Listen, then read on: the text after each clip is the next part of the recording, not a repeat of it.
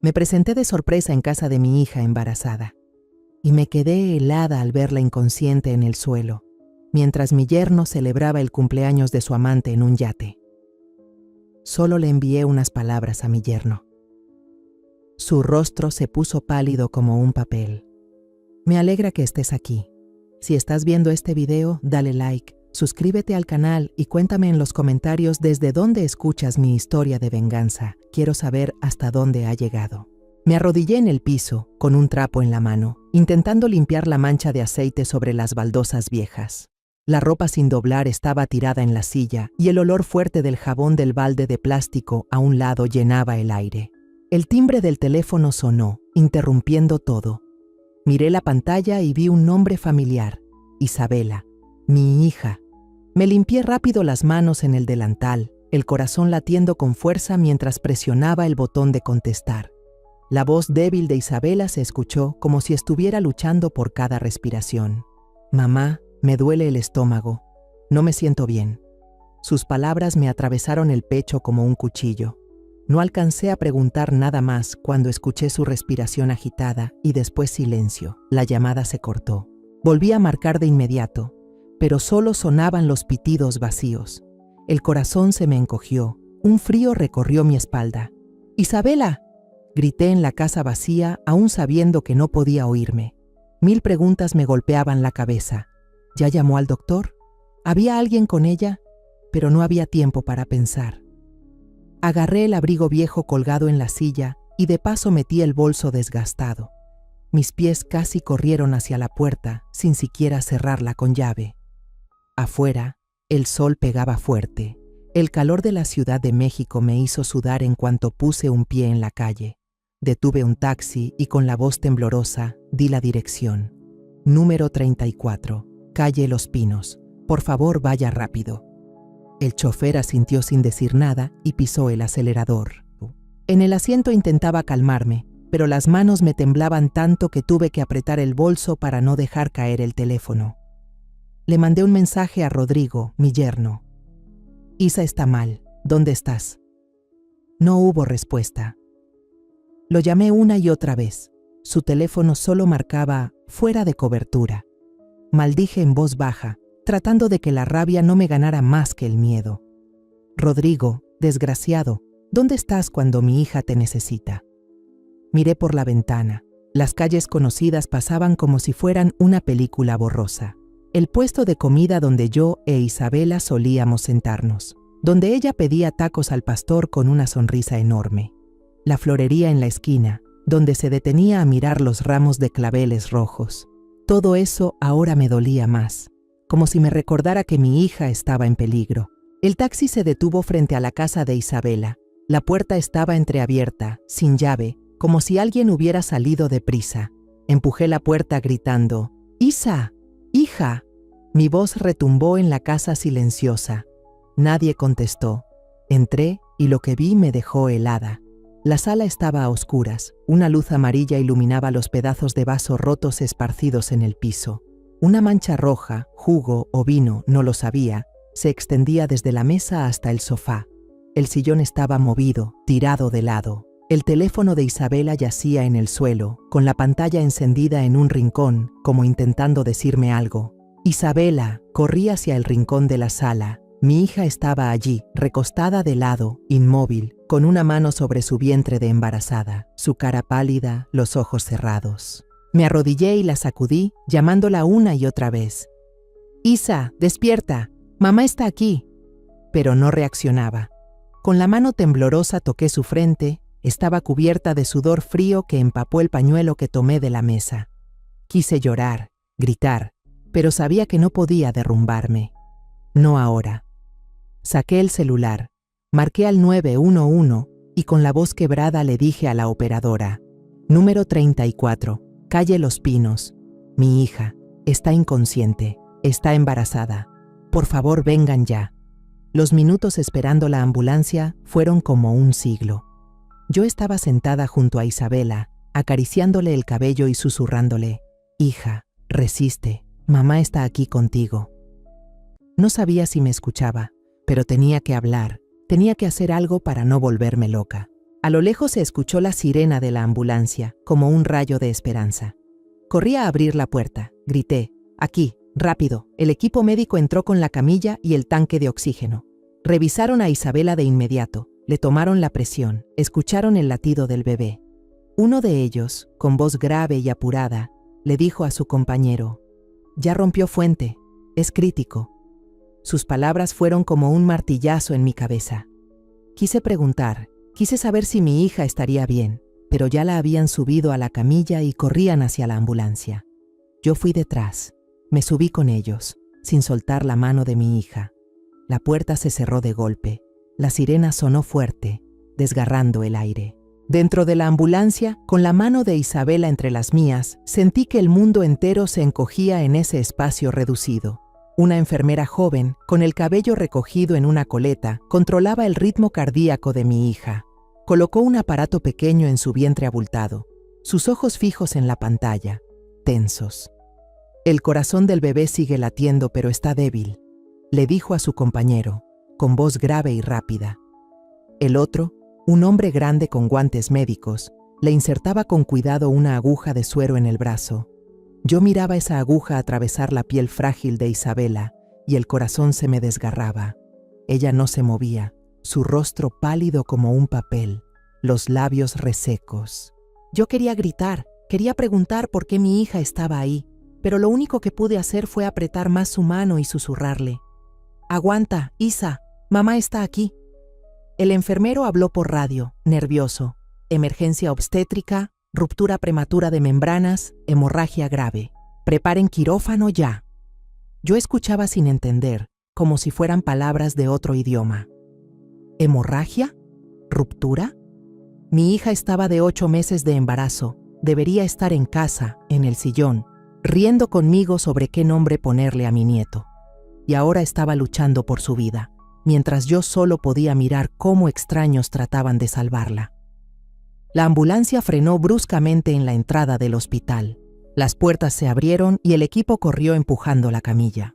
Yo fui detrás, tropezando. Apenas alcancé a oír a un médico gritar: «Cesárea de urgencia». La puerta de la sala de emergencias apareció frente a mí, pero una enfermera me detuvo. Me puso la mano en el hombro y me dijo suave, pero firme: «Espere afuera, haremos todo lo posible». Quise apartarla, entrar con mi hija, pero mis piernas no respondieron. La puerta se cerró de golpe y me quedé ahí, clavada en el pasillo helado. Me dejé caer en una silla, cubriéndome el rostro. Los pasos apurados, las voces de las enfermeras, los pitidos de las máquinas detrás de la puerta.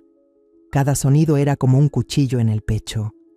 No sé cuánto tiempo pasó, solo recuerdo que me quedé mirando fijamente esa puerta, esperando que se abriera y alguien me dijera que Isabela estaba bien. Pero por dentro, el miedo me carcomía. Miedo de que esa puerta se abriera y trajera la peor noticia. Después de 1 hora, un médico salió. Tenía la cara seria, los ojos cansados detrás de los lentes. Me miró y dijo con voz grave: «¿Usted es la madre de Isabela?». Asentí, con la boca seca, incapaz de hablar. «Logramos sacar al bebé. Es un varón, nació prematuro, está en incubadora con respiración asistida. La madre tuvo una hemorragia fuerte, está en coma. Fue trasladada a cuidados intensivos». Sus palabras me golpearon como una ola. Varón, mi nieto, prematuro, coma. Quise preguntar más, saber si mi hija iba a sobrevivir, pero la garganta se me cerró y solo pude llorar. Me levanté tambaleándome y seguí a una enfermera que me llevó a la sala de cuidados intensivos neonatales. A través del vidrio grueso vi al bebé. Era diminuto, estaba en una incubadora. Su cuerpecito temblaba, débil, cubierto de tubos por todos lados. Sus manitas apretadas, como si intentara aferrarse a la vida. Puse mi mano sobre el vidrio y el frío se me metió hasta la punta de los dedos. «Hijo mío», susurré. «Aguanta, pequeño». Pero las lágrimas no paraban de caerme, borrando la imagen de él. Pensé en Isabela, en las veces que acariciaba su vientre y sonreía radiante al sentir las pataditas. Ahora, el bebé estaba aquí, solo, y su madre tendida en algún lugar, entre la vida y la muerte. Corrí de regreso a la sala de cuidados intensivos. Isabela estaba ahí, inmóvil, su rostro pálido bajo la luz blanca y fría. Las máquinas a su alrededor sonaban con un pitido constante, mecánico, sin alma. Acerqué una silla, me senté a su lado y le tomé la mano. Estaba helada, y sus dedos delgados parecían tan frágiles que me partía el corazón. «Isa», susurré, «tienes que despertar, tienes que ver a tu hijo». Pero ella no respondió. Solo las máquinas contestaban por ella. Iba y venía sin parar entre las dos salas. De la NICU, donde mi nieto apenas respiraba, a la UCI, donde mi hija luchaba contra la muerte. Cada paso me pesaba como plomo, pero no podía detenerme. No podía dejar a mi hija ni a mi nieto solos. Cada pocos minutos sacaba el teléfono y llamaba a Rodrigo. «Isabela está grave, ven rápido al hospital», escribí con la voz temblorosa en el mensaje, pero él no contestó. Llamé a su oficina y solo escuché la voz fría de la secretaria. «El señor Rodrigo no está disponible». Quise gritarle, preguntarle dónde estaba cuando su esposa, mi hija, estaba debatiéndose así. Pero me contuve, porque sabía que la rabia no servía de nada. Desesperada, volví junto a Isabela, le tomé la mano y murmuré: «Hija, aguanta, no puedo perderte». Una enfermera pasó, se detuvo y me miró con compasión. «Necesita firmar la autorización para una intervención médica más amplia», me dijo en voz baja, entregándome unos papeles. Saqué mi identificación y firmé, aunque la mano me temblaba tanto que la firma salió torcida. Ni siquiera sabía bien qué estaba firmando. Solo sabía que debía hacer lo que fuera para salvarla. Sentada junto a la cama de Isabela, escuché unos pasos familiares. Levanté la vista y vi a Miguel, un viejo amigo de mis tiempos en el ejército, ahora guardia de seguridad en el hospital. Me reconoció de inmediato y corrió hacia mí, con los ojos marrones llenos de preocupación. «Elena, ¿qué pasó?». Escuché que la trajeron de urgencia. Le conté en pocas palabras, con la voz entrecortada.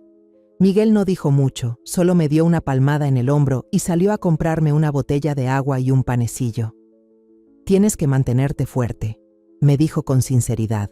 Asentí, aunque no podía tragar nada. La botella quedó en mi mano, fría como mi corazón en ese momento. Me dejé caer en una silla del pasillo y miré el reloj. Ya había pasado la medianoche. El pasillo del hospital estaba en silencio. Solo se escuchaba el zumbido del aire acondicionado y de vez en cuando una voz por los altavoces llamando a un paciente. A lo lejos, oía a unas enfermeras hablar sobre una fiesta en el puerto, sobre yates iluminados y música alegre. Eran imágenes de otro mundo, uno sin dolor ni miedo. Pero yo solo podía quedarme aquí, bajo la luz amarillenta del hospital, esperando un milagro. Me senté de golpe en la vieja silla de plástico del pasillo del hospital. Las piernas me dolían después de horas corriendo entre la sala de cuidados intensivos y la de neonatología. La espalda me ardía, como si cada hueso protestara de cansancio. La luz amarillenta del techo caía tenue, haciendo que el pasillo se viera aún más frío. A mi alrededor, solo se escuchaban los pasos arrastrados de algunos médicos y la voz metálica de los altavoces llamando a un paciente. Cerré los ojos, traté de respirar hondo, pero el peso en el pecho no se iba. Isabela seguía sin despertar, mi nieto conectado a una máquina, y Rodrigo, mi yerno, el que debería estar aquí, desaparecido. Apreté los puños, las uñas clavándose en mis manos, conteniéndome para no gritar en medio del pasillo vacío. A mi lado, 3 chicas jóvenes se reían entre ellas en un banco. Tendrían poco más de 20, con playeras y jeans, el cabello recogido en colas de caballo. Una de ellas exclamó emocionada: «Dios mío, qué romántico, propuesta en un yate». Miré de reojo, sin intención de meterme, pero la luz de su celular me distrajo. Estaban viendo un video, con música fuerte y risas de fondo. Vi luces brillantes, copas de champán alzadas y un hombre de traje blanco arrodillado, con una cajita que destellaba. La cámara se acercó y su cara apareció clara. Sentí que el corazón se me detenía. Era Rodrigo. Parpadeé, creyendo haberme confundido. Pero no, Él sonreía radiante, poniéndole el anillo a una mujer en bikini rojo, el cabello largo suelto al viento. Detrás, fuegos artificiales explotaban, la gente gritaba de alegría. Me llevé la mano al pecho, como si me arrancaran el aire. Rodrigo, mi yerno, al que había recibido como a un hijo, le estaba pidiendo matrimonio a otra, mientras mi hija estaba en coma y mi nieto peleaba por respirar. Quise gritar, romper algo, pero me quedé inmóvil, helada. La muchacha del celular notó mi mirada y levantó la vista, algo incómoda. ¿Quiere ver?, preguntó con timidez. Asentí, sin poder hablar. Solo susurré. ¿Me lo pones otra vez? Ella repitió el video, y esta vez lo vi más claro. Rodrigo, con esa sonrisa engreída que tantas veces mostró al presumir de su trabajo, besaba la mano de esa mujer. Ella reía feliz, los ojos brillando bajo las luces del yate. Los aplausos, la música, todo me atravesaba como cuchillas. Apreté el pecho, el aire no me entraba. Justo entonces mi celular vibró. El mensaje que había enviado a Rodrigo seguía sin entregarse. Lo llamé, pero su teléfono seguía apagado. Una enfermera pasó, me vio pálida y se detuvo. ¿Está bien? ¿Quiere un poco de agua? Forcé una sonrisa. Apenas moví la cabeza. Estoy bien, respondí con voz rota. Ella me observó unos segundos más y siguió su camino, dejándome con la tormenta adentro. Me levanté con las piernas temblorosas y salí al patio del hospital. El viento nocturno era frío, pero no calmaba el dolor que me desgarraba. Inspiré profundo, luchando por no caerme ahí mismo. La imagen de Rodrigo en el yate seguía repitiéndose en mi mente, como una película imposible de apagar. Él reía, disfrutando de un mundo de lujo, mientras mi hija yacía inmóvil y mi nieto tan frágil que temía que se deshiciera si lo tocaba. Me senté de nuevo en la silla del pasillo del hospital, con las manos temblando y el corazón pesado como si cargara piedras. El altavoz sonaba en algún lugar llamando a un paciente, pero yo ya no tenía cabeza para nada. Quería levantarme, hacer algo para quitarme la sensación de ahogo, pero mi cuerpo estaba atado a esa silla de plástico helada. Entonces, como un destello en la oscuridad, recordé el celular de Isabela. Cuando la encontré tirada en el suelo, lo recogí y lo metí en mi bolso en medio del pánico. En ese momento solo pensaba en salvarla, pero ahora sentía que ese aparato podía guardar todas las respuestas. Abrí el bolso, revolví entre papeles sueltos y un manojo de llaves. Ahí estaba el teléfono de Isabela, con la pantalla rota en una esquina, pero cuando presioné el botón todavía encendió. Solté un suspiro, aunque el corazón me dio un vuelco al abrir los mensajes. El primero que vi me golpeó como un cuchillo. Tu esposo es mío. Solo 5 palabras, pero cortaban directo al corazón. El mensaje había llegado segundos antes de que Isabela se desplomara. Venía acompañado de una foto. La abrí, y lo que apareció me heló la sangre. Rodrigo, con una camisa blanca, abrazando a una mujer en bikini rojo, la misma del video de la propuesta. Estaban en un sillón del yate, las luces brillando sobre la cara radiante de ella. Rodrigo sonreía, rodeándola de la cintura, como si el mundo entero solo existiera para los dos. Apreté el celular con tanta fuerza que las uñas se clavaron en la palma. «Maldito», murmuré, la voz quebrándose de rabia. No era solo una traición, eso había empujado a mi hija al borde de la muerte. Quería gritar, romper algo, pero sabía que debía mantener la calma. Necesitaba saber con exactitud qué había pasado. Con las manos aún temblando, abrí la aplicación de las cámaras de seguridad de la casa de Isabela. Ella la había instalado para vigilar cuando salía y yo la ayudé a configurar la contraseña. Ingresé el código y retrocedí el video hasta el momento en que llegó el mensaje. La pantalla se iluminó y contuve la respiración al ver a Isabela. Estaba en el sofá, una mano en su vientre, la otra con el teléfono.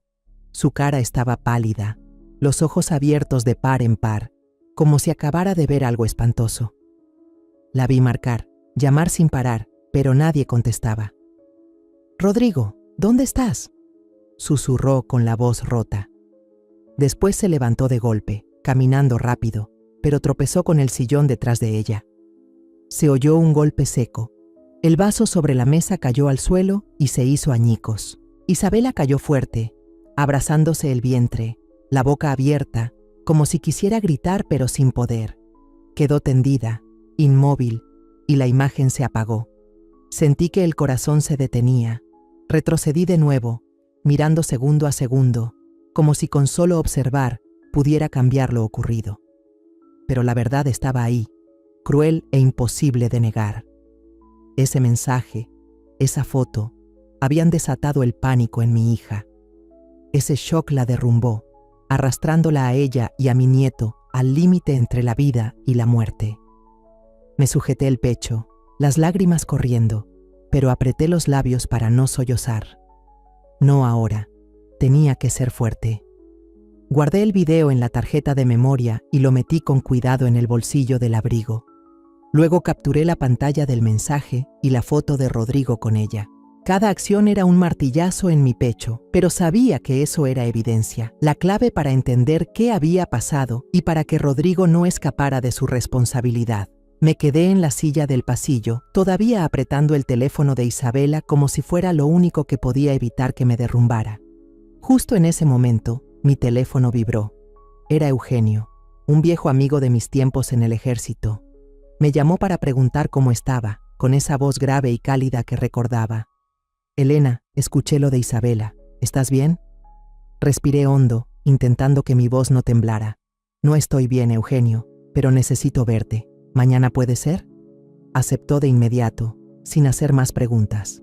Colgué, sintiendo un ligero alivio al saber que no estaba del todo sola. Pero en mi cabeza todo seguía dando vueltas. Empecé a atar cabos. Rodrigo había abandonado a Isabela en los últimos días de su embarazo, justo cuando más lo necesitaba. Le mintió con lo del viaje de trabajo en Madrid, pero en realidad fue para organizarle una fiesta de cumpleaños lujosa a su amante. Y ese mensaje, «Tu esposo es mío», fue el golpe final que empujó a mi hija al borde del abismo. Miré hacia el pasillo, donde la luz amarilla y tenue se proyectaba sobre las frías paredes blancas. La bocina del hospital volvió a sonar, llamando a otro caso de urgencias. Apreté el teléfono en mi mano, como si sostuviera una bomba a punto de estallar. Esa era la verdad, y sabía que lo cambiaría todo, pero también sabía que esto apenas comenzaba. Al amanecer, cuando los primeros rayos de sol se filtraban por las cortinas del hospital, aproveché el cambio de turno de las enfermeras para salir del pasillo helado. Me acerqué a la cama de Isabela, la miré acostada, aún inmóvil, con el rostro pálido bajo la luz blanca. Le tomé la mano y le susurré: «Mamá va a volver enseguida, Isa. Tú y el bebé sean fuertes». Luego me giré hacia el doctor Morales, quien había cuidado a mi hija con dedicación desde la noche anterior. «Por favor, vigile a mi niña y a mi nieto», dije, con la voz ronca por el cansancio. Él asintió, con una mirada llena de empatía. «No se preocupe, estaré aquí». Le devolví el gesto, sintiendo que dejaba un pedazo de mi corazón en esa sala de cuidados intensivos. Tomé un taxi hacia la casa de Isabela, con las manos temblorosas al meter la llave de repuesto en la cerradura. Al abrir la puerta, el olor a desinfectante de la noche anterior aún flotaba en el aire, como un recordatorio del momento terrible en que encontré a mi hija tirada en el suelo. La casa ahora estaba demasiado silenciosa, casi sofocante. Los muebles seguían desordenados, un sillón caído de lado, trozos de vaso roto en el piso, una mancha de jugo rojo extendida como si fuera sangre. Respiré hondo, obligándome a ser fuerte. No estaba allí solo para limpiar, sino para buscar respuestas, para seguir las huellas de Rodrigo, el hombre que había llevado a mi hija al borde de la muerte. Empecé por la sala, recogiendo los pedazos de vidrio, enderezando los muebles, pero mis ojos recorrían cada rincón con atención. Conocía a Rodrigo. Siempre dejaba rastros, como alguien arrogante que cree que nunca lo descubrirán. Entré al cuarto de Isabela, donde alguna vez soñó con tener una familia feliz. Sobre el pequeño escritorio vi un sobre asomando debajo del mueble. Me arrodillé, lo saqué y sentí el corazón golpearme fuerte mientras lo abría. Dentro había varios papeles, boletos de avión de ida y vuelta a México, Madrid en clase ejecutiva a nombre de Rodrigo, una factura de un hotel 5 estrellas en Madrid, pagada por Isabela Duarte, mi hija. y un recibo que me dejó helada. Un reloj Rolex valuado en casi 200,000 pesos, comprado apenas 3 días antes, también a nombre de mi hija. Puse todo sobre la cama, con las manos temblorosas al mirar esas cifras. Rodrigo había usado el dinero de Isabela, el que ella ahorraba con esfuerzo de su trabajo como diseñadora gráfica, para darse la gran vida. Fotografié cada documento con el celular, con cuidado extremo, como si dejar escapar un solo detalle significara perder la oportunidad de reclamar justicia. Abrí el cajón de la mesa de noche con la esperanza de hallar más pruebas. Encontré varios recibos de retiros en efectivo, cantidades tan grandes que me cortaban la respiración. Todos habían sido retirados justo el día en que Isabela ingresó al hospital. Me dejé caer en la cama, llevándome las manos a la cabeza, sintiendo que el mundo entero se derrumbaba. «Rodrigo», murmuré, «¿qué le hiciste a mi hija?» Me levanté y seguí hurgando, como un viejo soldado siguiendo el rastro de un enemigo. En la cocina, sobre la mesa, vi una bolsa de papel de una tienda de moda lujosa. La abrí. Adentro había una caja vacía con un recibo a nombre de Rodrigo Herrera. Un vestido de marca, más de 50,000 pesos, seguro no era para Isabela. Imaginé que se lo regaló a la mujer del bikini rojo y la rabia me encendió como fuego. Guardé todo en un portafolio marrón, cerré el cierre con cuidado, como si asegurara pruebas que no podían escapar. Justo en ese momento, mi teléfono vibró. El nombre de Rodrigo apareció en la pantalla. Miré la pantalla, el corazón golpeando fuerte, pero no contesté. El timbre sonó varias veces más y luego se apagó. Sabía que intentaba comunicarse, pero no quería escuchar su voz, no quería oír sus mentiras. Necesitaba tiempo para ordenar todo, para convertir esas pruebas en armas.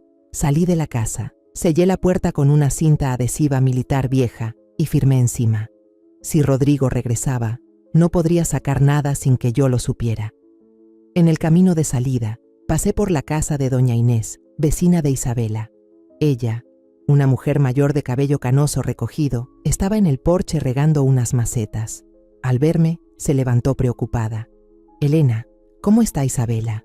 Le conté brevemente, con la voz entrecortada. Doña Inés negó con la cabeza y murmuró: «He visto a Rodrigo llevarse al niño un par de veces últimamente. Pensé que lo sacaba a pasear. Pero esta vez solo lo vi con una maleta. Se fue deprisa y no volvió». Sus palabras encajaron como otra pieza del rompecabezas. Asentí, le agradecí, pero por dentro la rabia me ardía más fuerte. No solo había abandonado a Isabela, también había llevado a su hijo quién sabe a dónde, como si tuviera derecho a actuar a escondidas. Tomé un taxi a mi casa, una casita en las afueras de Ciudad de México donde había vivido más de 30 años. Encendí mi viejo portátil militar, el que usaba para manejar archivos en el servicio. La pantalla tardó en prender, pero no me importaba. Pasé todas las fotos del celular a la computadora, ordené cada recibo, cada comprobante en una carpeta aparte. Cada vez que los miraba, me venía la imagen de Isabela tirada en el suelo, la mano en el vientre, y mi nieto pequeño en la incubadora. Apreté los dientes para no llorar.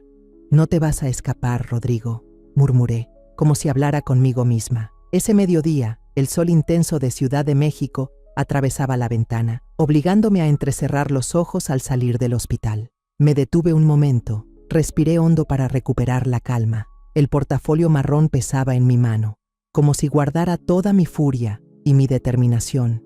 Sabía que no podía esperar más. Rodrigo había llegado demasiado lejos y tenía que actuar.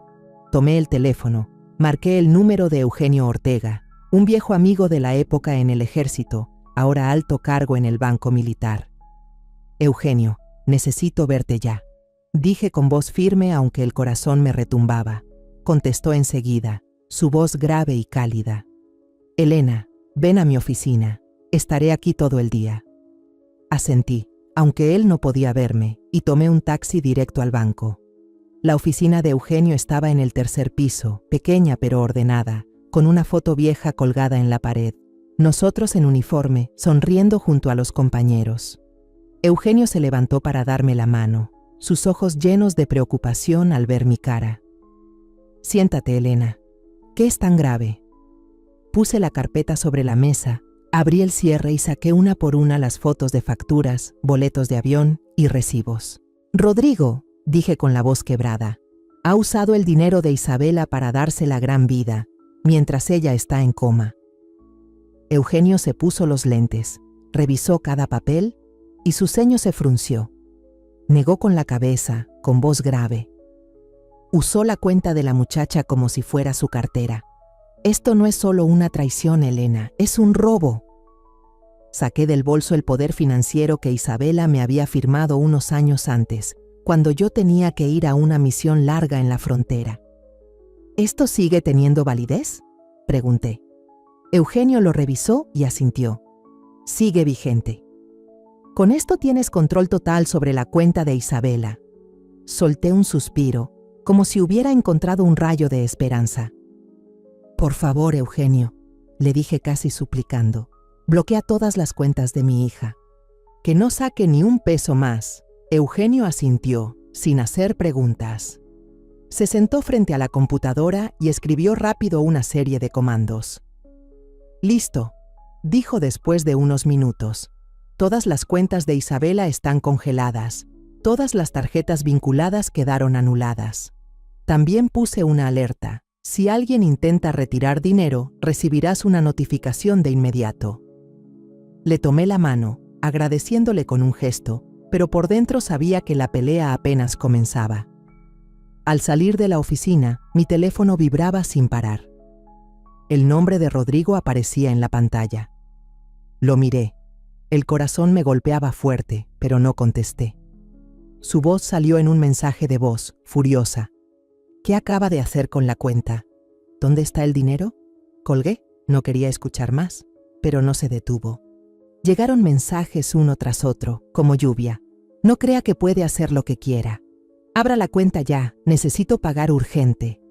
Leí cada línea sintiendo la sangre hervir. ¿Cómo se atrevía a exigir después de todo lo que le había hecho a mi hija? De pronto su tono cambió, pasó a rogar. Su hija me necesita, Elena. Piense en Isabela. Casi solté una carcajada amarga.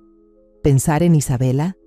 ¿En qué pensaba cuando abrazaba a su amante en el yate, cuando dejó que mi hija se derrumbara por el shock? No respondí, solo guardé cada mensaje y cada audio, acumulando pruebas. Esa tarde Rodrigo llamó más de 30 veces. A veces escuchaba música de fondo, otras bajaba la voz casi susurrando. Por favor, Elena, solo un poco. Yo se lo devuelvo. Dejé que el teléfono sonara. No contesté. Cada llamada era un recordatorio de su traición, pero también una confirmación de que estaba haciendo lo correcto. Al llegar a casa, encendí mi vieja laptop, entré a la cuenta bancaria de Isabela con el acceso que Eugenio me había dado. Apareció una notificación. Rodrigo había intentado pasar la tarjeta en Madrid, pero fue rechazada. Solté un respiro fuerte, como si le hubiera asestado un golpe. Había vivido del dinero de mi hija, pero ahora esa fuente estaba cortada. Imprimí los estados de cuenta de los últimos 3 meses. Cada movimiento era una puñalada que me recordaba la crueldad de Rodrigo. Los metí en una carpeta marrón y la guardé en la caja fuerte bajo la cama. Cerré la caja, como encerrando una parte de mi rabia. Afuera ya era de noche. El sonido del mar llegaba desde lejos, murmurando como un consuelo débil. Pero dentro de mí la tensión seguía atrapada, como antes de una batalla que no podía perder. A la mañana siguiente me desperté con los ojos ardiendo y la cabeza pesada después de una noche casi sin dormir. La luz del amanecer se colaba por la rendija de la cortina, pero no traía nada de calor. Me puse una blusa sencilla, tomé la carpeta marrón y gruesa que ya se había vuelto parte inseparable de mí, y salí por la puerta. Hoy iba a reunirme con Arturo Ruiz, el abogado que me recomendó Eugenio. Dentro de mí había una mezcla de esperanza y nervios, como un soldado que se prepara para ir a la guerra, sabiendo que no puede perder pero temiendo lo que le espera.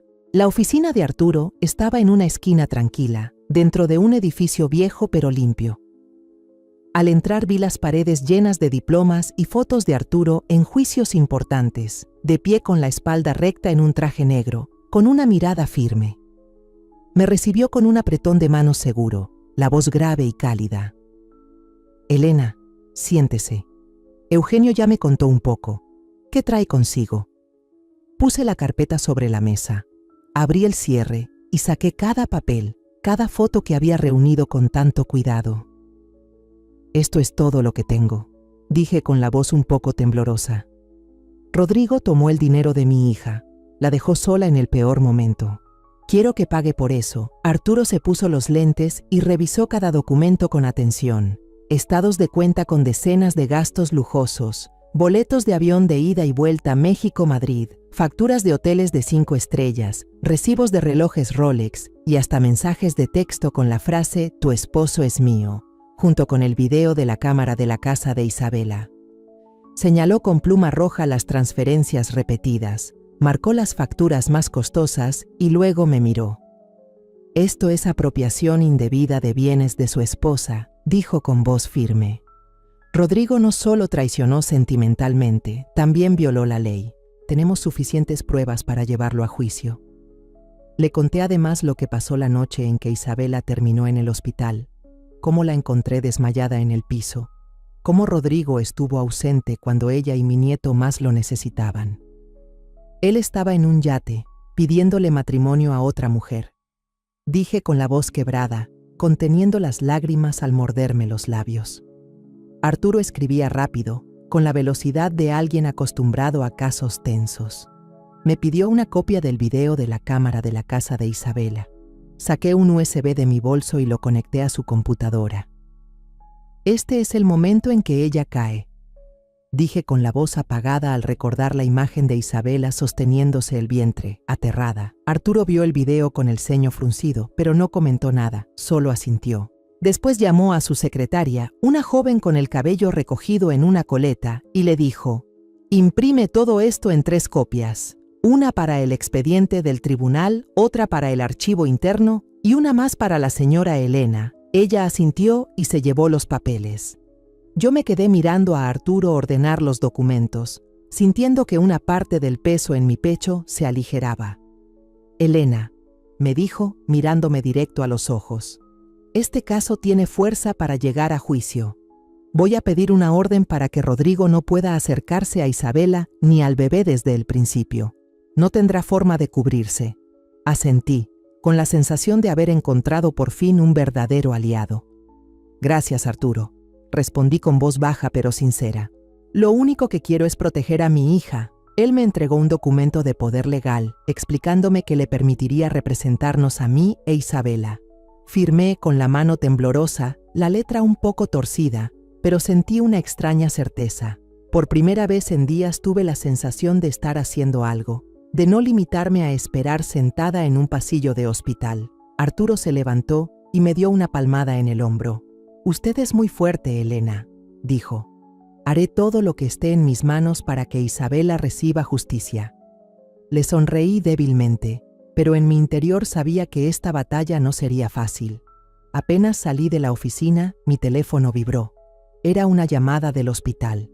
Contesté, con el corazón latiendo a 1000. La voz del doctor Morales sonó al otro lado, suave pero llena de esperanza. «Señora Elena, Isabela ha mostrado signos de despertar. Su mano se ha movido». Me quedé paralizada, las lágrimas brotando sin control. ¿Mi niña despertó?», pregunté con voz temblorosa. «Aún no del todo», respondió él, «pero es una buena señal. Venga de inmediato». Asentí aunque él no podía verme, y colgué. Apreté con fuerza la carpeta de documentos, sintiendo que acababa de recibir un nuevo impulso. Isabela estaba luchando, y yo también tenía que hacerlo. Tomé un taxi de regreso al hospital, con el corazón en llamas. En el camino, mi teléfono vibraba una y otra vez. El nombre de Rodrigo aparecía en la pantalla, una llamada tras otra. Miraba esa luz encendida con su nombre como un recordatorio de todo lo que había hecho. No contesté. No quería oír su voz ni darle la oportunidad de justificarse.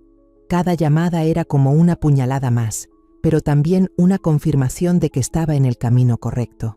Él había perdido el control y yo no iba a dejar que lo recuperara. Corrí por el pasillo del hospital, con el corazón golpeando como si quisiera salirse del pecho. Las palabras del doctor Morales seguían resonando en mi cabeza. Isabela había mostrado signos de despertar. Después de tantos días de espera, esa pequeña chispa de esperanza ardía dentro de mí, aunque aún tenía miedo. Miedo de no soportar lo que me esperaba al ver a mi hija. Una enfermera joven, con el cabello recogido en una coleta, me detuvo en la puerta de cuidados intensivos. «Señora Duarte», dijo en voz baja, con los ojos llenos de preocupación. Isabela abrió los ojos, pero su estado emocional es muy frágil. «Manténgase tranquila al entrar», asentí, tragando el nudo en mi garganta, y empujé la puerta. La sala de cuidados intensivos estaba fría, impregnada de olor a desinfectante. Isabela estaba ahí, con los ojos abiertos, pero la mirada perdida, como atrapada en una pesadilla. Su rostro estaba pálido, los labios resecos, mechones de cabello pegados en la frente. Al verme, rompió en llanto, un sollozo débil pero desgarrador. «Mamá», susurró, con voz quebrada, incapaz de decir más. Arrastré una silla hasta su lado y tomé su mano helada, sintiendo cómo se me encogía el corazón. «Aquí estoy, Isa», murmuré suavemente. «Ya estás a salvo, hija». Pero sabía que no estaba nada bien. El doctor Morales se acercó a la cama, con el ceño serio. «Solo un momento breve, señora Elena», advirtió en tono grave. «Evite alterarla». Asentí, aunque por dentro estaba hecha un caos. Quería abrazarla, prometerle que todo iba a estar bien. Pero, ¿cómo podía decirlo cuando Rodrigo había destrozado su corazón? Isabela me miró con los ojos enrojecidos y murmuró: «Mamá, ¿y Luis? ¿Dónde está Luis?». Sus palabras me atravesaron el pecho como un cuchillo. Antes de que pudiera contestar, una enfermera entró cargando a Luis en una pequeña cuna, lo colocó junto a la cama. Era tan diminuto, con los ojos cerrados y tubos rodeándolo. Pero apenas lo vio, Isabela entró en pánico. Movió la cabeza con violencia, gritando: «¡Llévenselo! ¡No quiero verlo! ¡Quiero ver a Rodrigo! ¡Llamen a Rodrigo ahora mismo!». Su grito desgarró la sala, dejándome helada. Luis empezó a llorar agudo, ese llanto frágil llenando el silencio de la habitación. La enfermera lo sacó apresurada, pero el sonido quedó clavado en mí, como un reproche. Isabela se agitaba en la cama, tirando de los tubos, mientras la máquina del corazón sonaba sin parar. El doctor Morales hizo una señal y la enfermera le aplicó un sedante suave. Yo sujeté a mi hija por los hombros con la voz rota. «Isa, tranquila, por favor. Rodrigo, él no está aquí». «Te abandonó». Isabela sacudía la cabeza sin parar, con lágrimas corriendo por su rostro, mientras seguía llamándolo. «Rodrigo, Rodrigo». Cada vez que pronunciaba su nombre era como un cuchillo en mi pecho, una puñalada que me hacía sentir fracasada. Quería decirle la verdad, contarle del yate, de la mujer con el bikini rojo, pero verla tan débil me lo impedía. El medicamento empezó a hacer efecto. El cuerpo de Isabela se fue relajando poco a poco. Se dejó caer con la respiración entrecortada.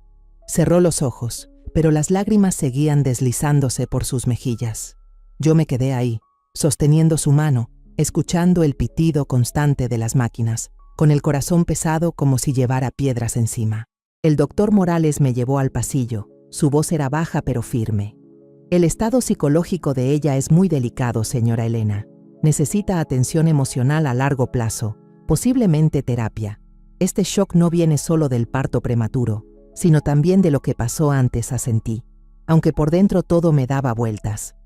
Yo sabía que el mensaje «tu esposo es mío» había desatado el pánico en mi hija, pero ¿cómo decirle que el hombre al que amaba la había traicionado? ¿Cómo dejar que enfrentara esa verdad si aún no tenía fuerzas ni para incorporarse? Salí al pasillo y me dejé caer en una de esas sillas de plástico ya conocidas. Mi celular vibró. En la pantalla aparecía el nombre de Rodrigo. Lo miré y la rabia me encendió como fuego. Había dejado un mensaje de voz, su tono áspero. «Si no vuelves a abrir la cuenta, lo vas a lamentar. No estoy jugando, Elena». No lo escuché completo, lo guardé y metí el teléfono al bolso. Sus amenazas no me asustaban, solo reforzaban mi determinación. ¿De verdad pensaba que podía intimidarme? ¿Creía que lo dejaría seguir destruyendo a mi hija? Jamás. Miré hacia la sala de recuperación, donde Isabela se hundía en su dolor. Recordé cuando era niña y corría tras de mí en el patio, riendo a carcajadas, llamándome mamá con esa vocecita clara. Yo le había prometido protegerla, darle una vida mejor que la mía, pero verla ahí, clamando por un hombre que no lo merecía, me hacía sentir derrotada. Mis lágrimas cayeron, no las limpié. Las dejé correr, como recordatorio de que todavía estaba luchando. Me levanté, inhalé profundo, buscando serenidad. En mi mente ya era claro. No permitiría que Rodrigo arruinara más la vida de mi hija. Él ya le había robado demasiado, su felicidad, su dinero y la paz que merecía. Al amanecer me puse frente al espejo, acomodando el traje negro sencillo que había usado en los momentos más importantes de mi vida. Hoy no era solo ropa, era una armadura para entrar en batalla por mi hija. Tomé la carpeta marrón, pesada con las pruebas que había reunido día tras día, y junto al abogado Arturo salí de la casa. El cielo de Ciudad de México estaba gris, cubierto de nubes como esperando un veredicto. En el taxi, con la carpeta apretada entre mis manos, el nerviosismo se mezclaba con mi firmeza. Hoy, Rodrigo tendría que enfrentar la verdad. Cuando llegamos al tribunal, el pasillo ya estaba lleno de gente. Los periodistas con sus cámaras colgadas, los curiosos reunidos murmurando, y algunas amigas de Isabela, jóvenes con las que ella había trabajado, habían llegado para apoyarla. Una de ellas, Ana, corrió a tomarme la mano. «Doña Elena, confiamos en usted», dijo con los ojos enrojecidos. Sonreí débilmente, conmovida por su cariño, pero dentro de mí solo había un pensamiento.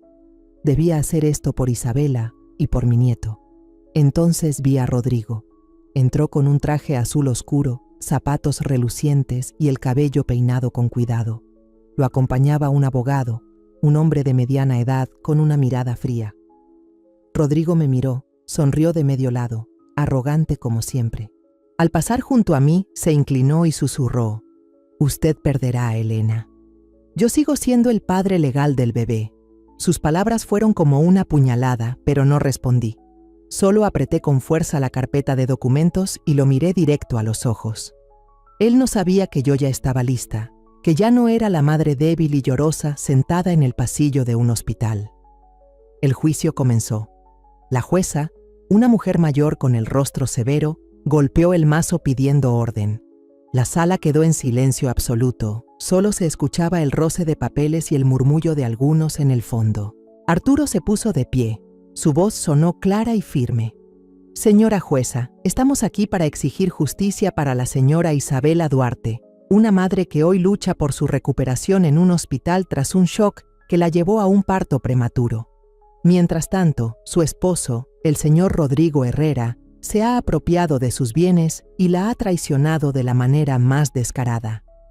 Arturo comenzó a presentar las pruebas. Colocó sobre la mesa los documentos, estados de cuenta con decenas de gastos lujosos desde la cuenta de Isabela, boletos de avión en primera clase, facturas de hoteles 5 estrellas en Madrid, recibos de compra de un reloj Rolex valuado en 200,000 pesos. Mostró en pantalla un mensaje anónimo que le habían enviado a Isabela. «Tu esposo es mío», acompañado de una foto de Rodrigo abrazando a su amante en un yate. La sala entera murmuró. Algunos negaban con la cabeza indignados. Luego Arturo proyectó un video de la cámara en la casa de Isabela, donde se veía el momento en que ella, desesperada, tropezaba con la mano en el vientre. Yo estaba sentada mirando esa escena, con las lágrimas a punto de salir, pero me mordí los labios para no derrumbarme. Finalmente, Arturo mostró la transmisión en vivo de la pedida de mano en el yate. Rodrigo de rodillas, entregando un anillo a la mujer en bikini rojo, entre gritos de celebración y fuegos artificiales. Él reía con orgullo, como si nada estuviera mal, mientras al mismo tiempo Isabela yacía en urgencias, luchando por su vida. La sala entera estalló en murmullos de furia. Una mujer detrás murmuró: «Desgraciado». Miré a Rodrigo y vi cómo su sonrisa soberbia se apagaba. Su rostro se puso pálido. El abogado de Rodrigo se levantó para replicar. «Estos gastos son comunes entre esposos», dijo con voz fluida. La señora Isabela ya tenía problemas psicológicos previos, y no hay pruebas directas de que las acciones de mi cliente hayan provocado la situación. Cerré los puños, deseando gritar que mentía, pero Arturo me indicó que guardara calma. Llamó al doctor Morales a testificar. Entró aún con la bata blanca. Habló sereno pero firme. La señora Isabela ingresó con una hemorragia severa por ruptura prematura de membranas. Si hubiera recibido los cuidados adecuados y no hubiera sufrido un shock emocional, ella no estaría en una condición tan crítica. El juez miró a Arturo, asintió para que continuara.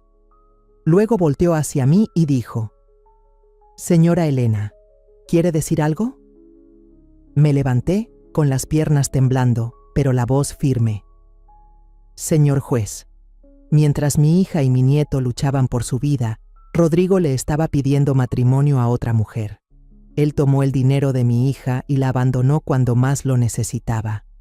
No pido mucho, solo pido justicia para mi hija y mi nieto». La sala quedó en silencio, solo se escuchaba mi respiración retumbando en mis oídos. Me senté con la sensación de haber dejado caer una parte de la carga. El juez golpeó con el mazo y declaró la sentencia. La custodia pertenece a la señora Isabela Duarte. El señor Rodrigo Herrera tiene prohibido acercarse a Isabela y a su hijo. Todos los bienes a nombre de la señora Isabela quedan protegidos. El señor Herrera ya no tiene ningún control sobre ellos. Escuché esas palabras sin poder creerlo. Las lágrimas brotaron, pero esta vez de alivio. Lo había logrado. Había protegido a mi hija. Rodrigo se levantó de golpe gritando: «Se van a arrepentir», pero los guardias ya lo tenían sujeto y lo sacaron de la sala. En ese momento, su amante, Camila, se puso de pie desde las filas de atrás. Llevaba un vestido rojo encendido, con la mirada fría. «Yo no puedo estar con un hombre arruinado», dijo con un tono afilado como cuchillo y se dio la vuelta para salir. Rodrigo cayó desplomado en la silla, con el rostro deshecho, como si todo su mundo se hubiera derrumbado. Los periodistas se lanzaron encima, las cámaras destellaban sin parar. Yo sabía que aquel video de la propuesta de matrimonio, que antes lo hacía ver triunfador, pronto sería una prueba de su vergüenza que correría por todas las redes sociales. Salí de la sala con el portafolio apretado en mis manos. Ana y las amigas de Isabela corrieron hacia mí, me abrazaron. «Lo logró, señora Elena», dijo Ana con lágrimas en los ojos. Asentí, sonriendo. Sabía que debía volver al hospital, decirle a mi hija que todo había terminado, que ya no tendría que vivir con miedo. De camino, miré por la ventana y vi que el cielo se había despejado, como si la tormenta hubiera pasado. Unos meses después del juicio, me encontraba en un pequeño salón del centro comunitario, revisando los últimos documentos para crear el Fondo Luz Nueva.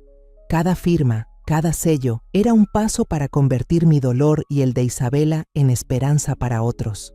Había pasado semanas, meses, yendo de oficina en oficina, conociendo a mujeres que habían vivido lo mismo que mi hija, abandonadas estando embarazadas, traicionadas, heridas. Cada historia me dolía como una puñalada, pero también me daba fuerza para seguir. Quería que supieran que no estaban solas, que había alguien dispuesto a luchar por ellas, como yo lo hice por Isabela. El día de la inauguración del fondo, me paré frente a un salón pequeño, con el corazón latiendo fuerte como aquella primera vez en el tribunal. Sobre la mesa había varias macetas de bugambilias en rojo y morado, un recordatorio de la vida que florece en medio de la oscuridad. Detrás, un gran cartel decía: «Nadie queda solo». Isabela estaba a mi lado, todavía un poco pálida, pero con los ojos más brillantes, sin ese vacío que cargaba en los días de hospital. Llevaba un vestido azul claro, el cabello recogido y en las manos un fajo de hojas con su propia historia, lista para compartirla. La sala poco a poco se llenó. Mujeres jóvenes, algunas con bebés en brazos, otras solas, se sentaron en silencio. También había algunas mayores, con sonrisas cálidas, asintiendo hacia nosotras. Empecé con la voz temblorosa. «Soy Elena, la mamá de Isabela. Estamos aquí porque alguna vez lo perdimos todo, pero logramos levantarnos. El Fondo Luz Nueva nace para que nadie tenga que caminar en la oscuridad sola». Conté brevemente mi camino, Esos días de locura entre hospital y tribunal, cómo luché para proteger a mi hija. Con cada palabra sentía que dejaba caer un poco más de peso, pero también encendía una chispa de luz en quienes me escuchaban. Luego fue el turno de Isabela. La muchacha subió, con las manos temblorosas sosteniendo una hoja. Yo pensaba que no iba a poder superarlo. Empezó, con una voz baja pero firme. Perdí a la persona que amaba, perdí la confianza y casi pierdo también a mi hijo. Hizo una pausa, respiró hondo, con lágrimas brillándole en las mejillas. Cuando estuve en el hospital, lo único que quería era morirme. Pero mi mamá... Isabela me miró, la voz quebrada. Mi mamá no me abandonó. Ella peleó por mí, y ahora yo quiero pelear por los demás. La sala quedó en silencio. Solo se escuchaban los sollozos suaves de algunas personas. Una mujer joven, con un bebé dormido en brazos, se enjugaba las lágrimas en silencio, mirándola con compasión. Yo cargaba a Luis en brazos. El niño ya estaba más fuerte, con los ojitos brillantes mirando a todos lados. Balbuceó unas palabras, provocando que algunos en la sala soltaran una risa. Miré al hijo de Isabela y sentí un calor en el pecho. Ese niño era la razón por la que nunca me rendí, y ahora era el símbolo de nuestra supervivencia. Después de la ceremonia, varias mujeres se acercaron a tomarle la mano a Isabela. Una chica, quizá de poco más de 20 años, le dijo en voz baja: «Tu historia me da esperanza. Mi esposo también me dejó cuando estaba embarazada. Pensé que no iba a poder seguir adelante». Isabela la abrazó, y otra vez las lágrimas corrieron, pero esta vez eran de empatía y de conexión. Los medios locales llegaron a cubrir la nota. Algunos reporteros anotaban rápido, otros tomaban fotos de mí y de Isabela frente al cartel. Un hombre mayor, que se presentó como benefactor, se acercó a darme la mano. «Quiero apoyar su fondo», dijo con voz sincera. «Lo que usted y su hija hacen es muy importante». Asentí y le agradecí, aunque en mi mente solo pensaba en Isabela. Por primera vez, después de tantos meses de oscuridad, la vi sonreír de verdad, esa sonrisa que creí perdida para siempre. Por la tarde regresamos a la casita frente al mar que yo había alquilado para Isabela después de que salió del hospital. Nos sentamos en el porche, el sol cayendo, tiñendo el mar de un naranja encendido. Las olas golpeaban la orilla con un ritmo suave, como una canción de cuna. Isabela abrazaba a Luis. El niño se movía, riendo cuando ella le besaba la frente. Yo me senté a su lado, puse una mano en su hombro y sentí el calor de su cuerpo. «Mamá», dijo Isabela, con voz baja pero firme. Yo pensé que nunca iba a superarlo, pero hoy, al hablar frente a todos, sentí que puedo empezar de nuevo. La miré con lágrimas a punto de salir, pero sonreí. «Eres más fuerte de lo que crees, Isa», le respondí. «Y yo siempre voy a estar aquí cuando me necesites». Luis balbuceó «abuela» y extendió su manita para tocarme la cara. Solté una risa con lágrimas bajándome por las mejillas, pero eran lágrimas de felicidad. Lo abracé, sintiendo su respiración chiquita, y pensé en todo lo que habíamos pasado.